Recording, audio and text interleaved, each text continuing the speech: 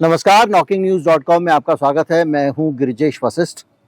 752 करोड़ की संपत्ति हेराल्ड से जुड़े हुए मामले में, नेशनल हेराल्ड मामले में जब्त कर ली गई है। ये खबर आप पढ़ चुके होंगे एक दो दिन पहले।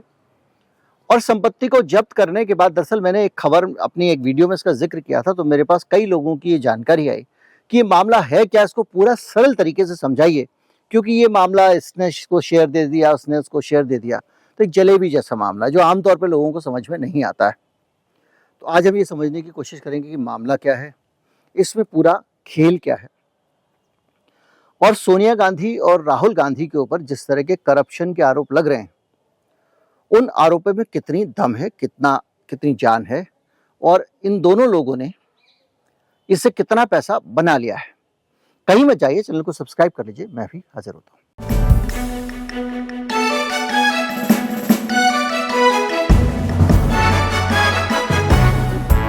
जो 752 करोड़ की संपत्ति जब्त की है ईडी ने, वो संपत्ति दिल्ली में हेराल्ड हाउस है, लखनऊ में भी है, कई जगहों पर संपत्ति है।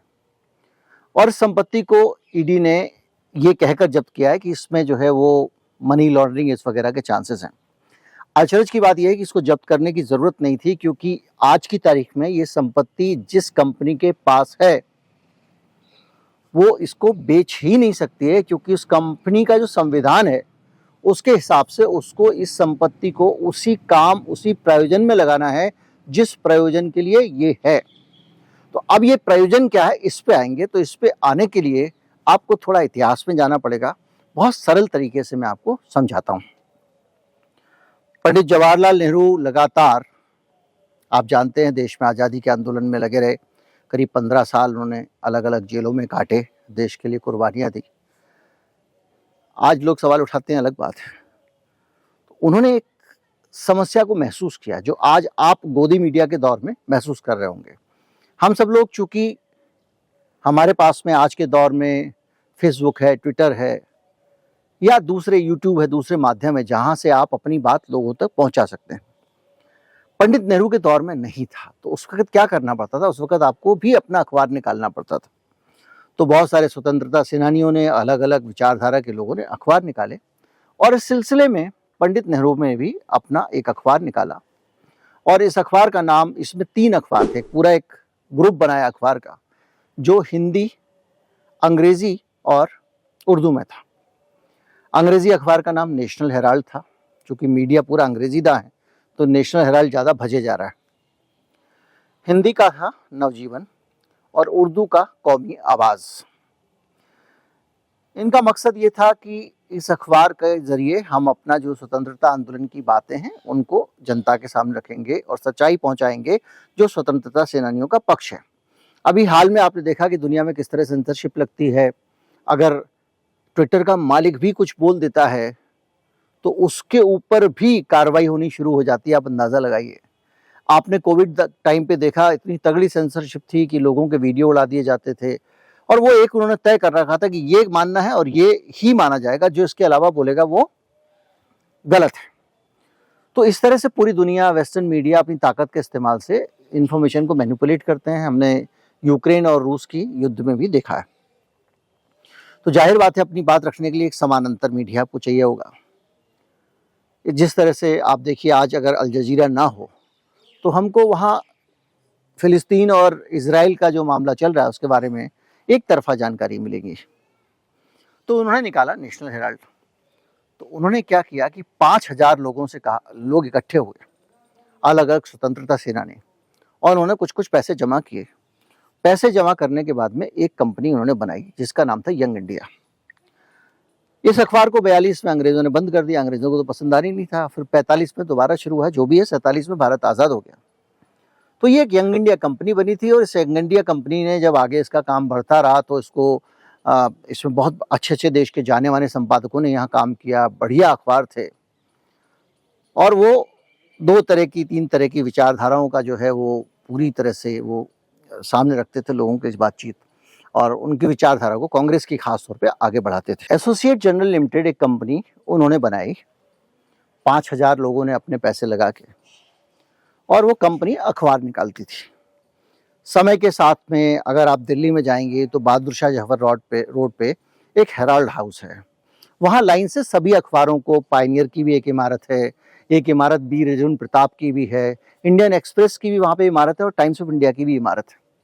इन सब लोगों को ज़मीनें उस समय लीज पे दी गई थी और मकसद ये था कि भाई ये देश में चूंकि अखबार जो है वो एक बहुत बड़ी ज़रूरत है किसी भी समाज के लिए, सूचनाओं का आना बहुत ज़रूरी, तो अखबारों को सरकारें मदद करती हैं। तो नेशनल हेराल्ड को भी एक प्लॉट मिला था। ऐसा नहीं था कि जो सोशल मीडिया पे पढ़ते हैं कि पंडित नेहरू को ने लगे हाथ और खुले हाथ से पंडित नेहरू ने ज़मीन दे दी हेराल्ड को। इसी तरह से अलग अलग शहरों में इन्होंने जब जब समय के साथ में दफ्तर पब्लिकेशन वगैरह करने के लिए ज़मीनें ली और वहाँ पे अपने दफ्तर बनाए।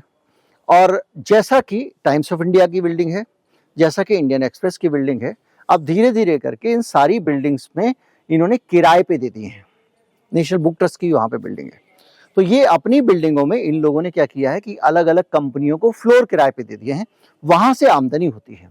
और कई अखबार समूह ऐसे हैं भारत के जो इस आमदनी से ही अखबार के घाटे पूरे करते हैं। तो नेशनल हेराल्ड के लिए भी ये आमदनी का एक जरिया थी। कुल जमा इस पूरी संपत्ति का जो हिसाब किताब सामने आता है वो 2000 करोड़ रुपए की बात बताई जा रही है। इतनी संपत्ति एजेएल के पास में थी। अब क्या हुआ कि धीरे धीरे करके ये संघर्ष करते रहे अखबार चलाने के लिए, चूंकि कॉरपोरेट मीडिया, दूसरा बड़ा सारा इन्वेस्टमेंट आ गया, अंबानी अडानी लोगों ने भी बहुत सारे संस्थानों में पैसे लगाए, तो थोड़ा सा इनके लिए सर्वाइवल मुश्किल हो गया। और नेशनल हेराल्ड लंबे समय तक संघर्ष करता रहा, निकालता रहा, लेकिन वो बहुत अच्छी हालत में नहीं था। कांग्रेस पार्टी के लिए चूंकि वो उनकी विचारधारा का अखबार था, इसलिए वो उसको बचाए रखना चाहते थे। इस पूरी प्रक्रिया में कांग्रेस पार्टी ने क्या किया कि ये अखबार 2008 में फिर बंद ही हो गया। तो जो बंद हो गया अखबार, तो एक टेंशन ये थी कि जो अखबार की कंपनी है उसमें 1250 स्वतंत्रता सेनानी बच गए, बाकी चले गए हैं। उनका कुछ मतलब कुल मिला के वो ऐसी संपत्ति हो गई थी जो थी तो कांग्रेस पार्टी की, क्योंकि उसके कर्ता धर्ता यही सब लोग थे, राहुल गांधी, सोनिया गांधी, ये सब लोग ही देखते थे उसको। लेकिन फिर भी इस संपत्ति के दुरुपयोग होने, इस संपत्ति के गलत हाथों में जाने का खतरा हमेशा बना हुआ था। तो ये सोचा कांग्रेस पार्टी ने कि भाई हमारी ये जो संपत्ति है, इस संपत्ति को हम सुरक्षित करें। इस बीच में क्या हुआ था कि जब ये अखबार चल नहीं पा रहे थे, तो इन अखबारों को चलाने के लिए कांग्रेस पार्टी ने अपनी तरफ से पैसा दिया था इनको, जो करीब 950 या 1000 करोड़ के आसपास रुपया था। ये 1000 करोड़ रुपए की जो रकम थी, वो रकम नेशनल हेराल्ड के ऊपर चढ़ी हुई थी। तो हुआ ये कि इस रकम को क्या किया जाए, क्योंकि इस रकम, एक तो कांग्रेस पार्टी ने जो मदद की थी वो पड़ी हुई थी, दूसरा ये था कि जो अखबार है, ये अखबार भी अब कमजोर हालत में आ गया था और इस संपत्ति को सुरक्षित करना था। तो कांग्रेस पार्टी ने क्या किया कि एक कंपनी बनी जिसमें 76% स्टेक राहुल गांधी का है और सोनिया गांधी का है, इसके अलावा मोतीलाल वोरा का है और ऑस्कर फर्नांडिस, ये सब इसके शेयर होल्डर थे। 2011 में इस कंपनी की एक खास बात, जो सबसे ज्यादा महत्वपूर्ण बात है इस पूरे खबर के बीच में, वो बात यह है कि इस कंपनी की जो संविधान था, जो नियम था, उसके हिसाब से ये जो एक चारों इस कंपनी के मालिक थे, वो उसमें से 1 रुपया भी ले नहीं सकते थे। राहुल गांधी, सोनिया गांधी नहीं ले सकते थे, पहली चीज। फिर आप कहेंगे कि साहब कंपनियां होती हैं तो कंपनियों का पैसा होता है, तो कंपनियां तो अपनी, एक बार आप राजा बन गए वगैरह वगैरह। तो उसमें यह भी प्रावधान था कि जिस काम के लिए ये कंपनी बनी है, उसके अलावा कोई दूसरा काम ये कंपनी नहीं करेगी। कंपनी का नाम था यंग इंडिया। वो काम था देश में लोकतंत्र को मजबूत करना, लोकतंत्र समर्थक विचारों को आगे ले जाना, और दूसरा देश में सेक्युलर विचारधारा को आगे बढ़ाना। तो इस काम के लिए ये कंपनी बनी और इस कंपनी के संविधान में लिखा था कि इसके अलावा ये कोई दूसरा काम नहीं कर सकते। तो ऐसा नहीं है कि इस कंपनी की संपत्ति को लेके सोनिया और राहुल कहीं ले जाएं, स्विस बैंक में डाल दें वगैरह वगैरह, ऐसा कुछ नहीं। वो संपत्ति यहीं की रहने वाली थी। इसके ये जो डायरेक्टर थे, ये कोई मुनाफा नहीं ले सकते थे, 1 रुपया भी नहीं ले सकते थे, ना राहुल गांधी ना सोनिया गांधी, ना ऑस्कर फर्नांडिस, ना मोतीलाल वोरा, तो वो दोनों है ही नहीं। तो हुआ ये कि ये जो कंपनी थी, इसके ऊपर कांग्रेस पार्टी का कर्जा था 900 करोड़, यानी कांग्रेस पार्टी ने 900 करोड़ रुपए का उधार दिया था एजेएल को। एजेएल वो कंपनी जो नेशनल हेराल्ड चलाती थी, जिसकी स्थापना पंडित जवाहरलाल नेहरू ने की थी, जिसमें 5000 स्वतंत्रता सेनानियों ने पैसा लगाया था। और वो कंपनी अब समय के साथ, वो स्वतंत्रता सेनानी तो रहे नहीं, तो कांग्रेस पार्टी ही उसको चलाती थी, उसी के पास वो कंपनी थी। और कांग्रेस पार्टी ने उस कंपनी को एक बेहतर संविधान वाली कंपनी में, एक ऐसी कंपनी में ट्रांसफर किया जिस कंपनी में कोई भी गड़बड़ ना की जा सके और उस पैसे का इस्तेमाल उन्हीं उद्देश्यों के लिए हो जिस उद्देश्य के लिए वो थे। तो इस काम के लिए क्या किया कांग्रेस पार्टी ने, जो 100 करोड़ का कर्जा था, वो कर्जा 50 करोड़ रुपए में, 100 करोड़ का कर्जा था उनका नेशनल हेराल्ड के ऊपर या एजेएल के ऊपर, उसको 50 करोड़ में यंग इंडिया नाम की कंपनी को बेच दिया। यंग इंडिया वही कंपनी है जिसके डायरेक्टर राहुल गांधी, सोनिया गांधी हैं और ऑस्कर फर्नांडिस और मोतीलाल वोरा है। तो ये जो 50 करोड़ में उन्होंने कर्जा खरीद लिया कर्जे को, मतलब उस कर्जा अब 50 करोड़ लेके कांग्रेस 20 से हट गई और बोला भैया ये 900 करोड़ का कर्जा आप जानो और ये वो कंपनी जाने। है ये तीनों एक ही चीज, ना कांग्रेस पार्टी अलग है, ना वो अलग है, ना ये अलग है। दिक्कत ये है कि कांग्रेस पार्टी जो रिप्रेजेंटेशन ऑफ पीपल एक्ट है उसके तहत रजिस्टर्ड है, तो कांग्रेस पार्टी इसको खरीद नहीं सकती थी। कोई पार्टी किसी कंपनी के शेयर नहीं खरीद सकती, ये अधिकार नहीं है उसको। तो कांग्रेस पार्टी ने फिर ये किया कि एक कंपनी बना दी जिसमें कांग्रेस के ही लोग थे, उस कंपनी ने ये कर्जा खरीद लिया। अब 900 करोड़ रुपए का कर्जा जो पहले कांग्रेस पार्टी का था, वो अब कांग्रेस पार्टी का कर्जा ना होकर ये यंग इंडिया लिमिटेड जो नई कंपनी बनी थी उसका कर्जा हो गया। अभी तक की कहानी उम्मीद करता हूं आप सरलता से समझ गए होंगे। और जो कर्जा था 2011 में यंग इंडिया बनी। यंग इंडिया ने उस कर्जे को वसूलने के लिए नेशनल हेराल्ड चलाने वाली कंपनी से बात की, एसोसिएट जनरल लिमिटेड से, एजेएल से। तो एजेएल ने कहा कि साहब ऐसा है कि ये सारे शेयर जो है हमारे जितने भी हैं वो आपको दे दे रहे हैं, यानी जो मालिकाना हक था उसका पूरा का पूरा, मालिकाना हक नहीं कहेंगे, शेयर कहेंगे, वो शेयर उन्होंने एजेएल के यंग इंडिया को बेच दिए। अब यंग इंडिया जो कंपनी थी उसके अधीन आ गई एजेएल, और यंग इंडिया का जो मैंडेट है, उसका जो संविधान है, उसके हिसाब से इसको चलना है। उस संविधान के हिसाब से इसका चलना अब जरूरी हो गया। तो अब ये वही काम करेगी, कौन से काम? देश में लोकतंत्र की मजबूती के लिए काम करना और धर्मनिरपेक्षता के लिए काम करना। तो इस तरह से कांग्रेस पार्टी ने क्या किया कि नेशनल हेराल्ड वाली कंपनी को यहां कर लिया टेक ओवर, और टेक ओवर करने के बाद में अब ये निश्चिंत हो गए कि भैया अब हमारी ये जो संपत्ति थी इतनी सारी, जिसको 2000 करोड़ का बताया जा रहा है, अब बीजेपी का पक्ष इसमें था, सुब्रमण्यम स्वामी ने इस पे केस किया, और सुब्रमण्यम स्वामी का पक्ष ये था कि भैया 900 करोड़ की 90 करोड़ 95 करोड़ रुपए के का कुल कर्जा था, 50 करोड़ आपने इसको दे के 2000 करोड़ रुपए की संपत्ति हथिया ली राहुल गांधी ने और सोनिया गांधी ने। ये सुब्रमण्यम स्वामी का इंटरप्रिटेशन था। उसके आधार पर उन्होंने कंप्लेंट की, क्योंकि ये जो एजेएल है इसकी संपत्ति तो थी 2000 करोड़ रुपए की, और ये बात भी सही है कि वो कांग्रेस पार्टी का जो 90 करोड़ का कर्जा था उसको 50 करोड़ चुका के ही एक कंपनी ने टेक ओवर कर लिया। उस कंपनी के सर्वेसर्वा राहुल गांधी और सोनिया गांधी है, 76% शेयर है उनके पास। एक नजरिए से देखा जाए तो ये गड़बड़ भी थी, लेकिन चूंकि उस कंपनी का जो मैंडेट है वो मैंडेट व्यावसायिक नहीं है, दूसरी तरह का नहीं है, उस पैसे को कहीं ले जाया नहीं जा सकता, उसके डायरेक्टर उसमें से 1 रुपया भी निकाल नहीं सकते, इसलिए इसके पीछे नियत जो है उसका मसला एक अलग मसला खड़ा हो गया, क्योंकि वो कांग्रेस पार्टी का प्ली था। बहरहाल पहले बीजेपी का पर्सपेक्टिव समझ लेते हैं, सुब्रमण्यम स्वामी का। तो इनका कहना यह था कि इन्होंने 2000 करोड़ की संपत्ति 50 करोड़ में हथिया ली राहुल गांधी सोनिया गांधी ने, और उसके मालिक बन गए। तो अब इसके आधार पर जांच शुरू हुई है। अब जांच में कांग्रेस पार्टी का कहना यह है कि भैया ये तीनों ही हमारी कंपनियां थी, हम तीनों एक ही हैं, चाहे कांग्रेस पार्टी हो या एजेएल हो या यंग इंडिया हो। हमने केवल अपनी संपत्ति को सुरक्षित किया है, ना तो हम उससे कोई मुनाफा निकाला, ना कोई पैसा लिया, ना कहीं पे कोई फायदा होता हुआ दिखा। उसमें कपिल सिब्बल का एक प्ली और है कि भैया जब आप कंपनी के शेयर खरीदते हो तो कंपनी आपकी नहीं हो जाती है, कंपनी कंपनी ही रहती है। तो आज भी एजेएल ही रहेगी। ये कंपनी एजेएल की एक शेयर धारक हो गई, एक मेजॉरिटी शेयर धारक हो गई, जिसके पास एजेएल के शेयर हैं। तो एक और इसमें लाभ ये भी हो सकता है कि अब एजेएल जो माना जा रहा है कि जिसकी वजह से ये अधिग्रहण किया गया, और कांग्रेस पार्टी ने तर्क भी दिया कि भैया अब हम कम से कम, अब हमारे पास में ये नेशनल हेराल्ड वाली कंपनी आ गई है, तो हम इसमें कुछ पैसे लगा के दोबारा से अखबार वगैरह चालू कर पाएंगे, पब्लिकेशन कर पाएंगे, उनकी वेबसाइट काम करने लग गई है। क्योंकि अब चूंकि ये कंपनी यंग इंडिया की हो गई है, तो यंग इंडिया लिमिटेड उसमें पैसा लगा सकती है, एजेएल में और पैसा लगा सकती है, क्योंकि उनका मैंडेट सेकुलरिज्म और लोकतंत्र को मजबूत करना है, तो अखबार में तो पैसे लगा ही सकते हैं।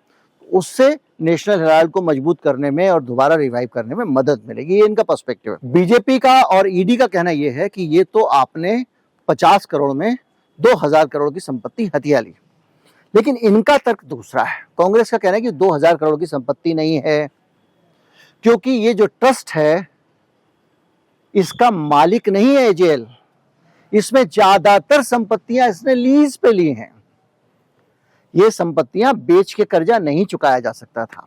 और सुब्रमण्यम स्वामी को लेकर एक और सवाल उठाया कि सुब्रमण्यम स्वामी ये मुकदमा कर ही नहीं सकते हैं, क्योंकि ये मुकदमा तभी किया जा सकता है जबकि किसी आदमी को स्टेक होल्डर होना चाहिए, उसका कुछ गया हो, उसका कुछ आया हो। जब बेचने वाले को दिक्कत नहीं, खरीदने वाले को दिक्कत नहीं, तो आप कौन खामखा। और ये बात भी सही है, फिर आप कहोगे कि साहब 90 करोड़ का कर्जा 50 करोड़ में बेच दिया। तो इस देश में हमने देखा है कि भारत का जो बैंक है, भारत के, वो अपने 100 करोड़ के कर्जे को 5 करोड़ में बेच रहे हैं।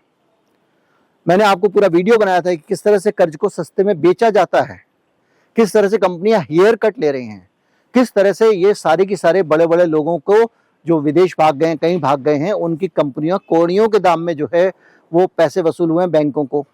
आप याद कीजिए, एनसीएलटी वगैरह मैंने पूरा बनाया था। तो अगर 3% और 4% पे कर्जा निपटाया जा सकता है, तो 50% तो बहुत होता है। तो वो लॉजिक भी समझ में नहीं आता है। तो बहरहाल जो भी है, लेकिन इसमें सीन जो समझे वो ये है कि ये एक पॉलिटिकल मामला है। वोटिंग होने वाली है राजस्थान में। दुनिया जानती है कि राजस्थान भी अगर हार गए, मध्य प्रदेश तो हार ही रहे हैं, तेलंगाना भी हार गए, तो मोदी जी 2024 में कैसे जाएंगे ये समझ नहीं आ रहा है। उनके नाम के साथ एक खास टाइमिंग के साथ पनौती शब्द चिपका दिया गया है, और ये पनौती शब्द अब आसानी से हटने वाला नहीं है, लंबे समय तक कांग्रेस को कैरी करेगी। और फिर उनके रहते हार गए, उनके रहते ये हो गया, उनके, तो ये एक नुकसान होगा। कर्नाटक में हारने के बाद से ही कांग्रेस पार्टी की पोजीशन देखिए क्या हो गई है, और बीजेपी की हालत क्या हो गई है। जिस राहुल गांधी को इग्नोर कर दिया करते थे मोदी जी आराम से, उसके ऊपर क्या क्या नहीं बोल रहे हैं वो। तो ये एक बदलाव आता है। तो बीजेपी चाहती है किसी भी तरह से राजस्थान को बचा लिया जाए, इसलिए उसकी पूर्व संध्या पे सीधे राहुल गांधी, सोनिया गांधी पे ये अटैक किया गया कि घोटाला है। अब इतनी डिटेल जो मैंने आपको समझाई है, इतनी डिटेल समझानी पड़ेगी आदमी को, तब जाके कांग्रेस पार्टी अपनी पोजीशन क्लियर कर सकती है। तो बीजेपी सोचती है कि इसको अगर संपत्ति भी जब्त कर ले तो ये लोगों को लगेगा, देखा राहुल गांधी, सोनिया गांधी और शिकंजा कस दिया, मोदी में बहुत हिम्मत है, दमदार आदमी है, किसी को नहीं छोड़ता, ये बेचा जा सकता है।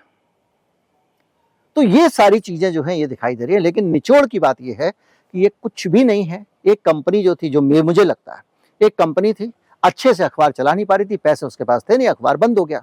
अखबार चला सके उसके लिए उसको पैसा चाहिए, पैसा कहां से आएगा। उस कंपनी को दूसरी कंपनी बना के कांग्रेस पार्टी ने उसको, ये अखबार कांग्रेस का ही था, कांग्रेस ने उसको टेक ओवर कर लिया। अब उस कंपनी के जरिए फंड लगा के अखबार चालू कर सके, ये मकसद रहा होगा, और वो करने में ही ये मामला गड़बड़ हो गया। तो ये कुल मिला के अगर मेरी ही 3 दुकानें हैं, एक दुकान को दूसरी दुकान में मिला रहा हूं, या दूसरी दुकान को पहली दुकान में मिला रहा हूं, उसको उसके अधीन ले जा रहा हूं, इस तरह की रिस्ट्रक्चर भारत में सारी कंपनियां दिन रात करती रहती हैं।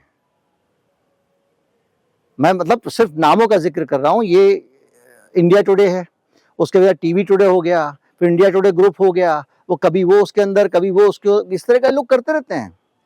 इसमें कुछ नया नहीं है। इसमें दिक्कत तब है जब मैं शेयर होल्डर हूं, मेरे पैसे लगे हुए हैं और मेरे पैसे, मुझे आपत्ति हो, और वो भी आपत्ति मेरी बहुमत से होनी चाहिए। लेकिन बहुमत से शेयर होल्डर ने अगर तय किया कि हम अपनी प्रॉपर्टी इनको दे रहे हैं, तो चले जाने में दिक्कत नहीं है। क्योंकि अगर ये पर्सनल काम के लिए जा रही होती, जैसे मैंने बताया कि मनी लॉन्ड्रिंग के लिए होता है, ऑफशोर कंपनियां होती हैं, बाहर विदेशों में कंपनियां होती हैं, रिश्वत देने के लिए सस्ते में कंपनियां एक दूसरे को बेची जाती हैं। अगर मान लीजिए ये जो कंपनी है यंग इंडिया, इसके मैंडेट में नहीं होता और यंग इंडिया पैसे का इस्तेमाल कर सकती है, खुली छूट राहुल गांधी को होती, वो किसी को भी पैसा दे सकते हैं।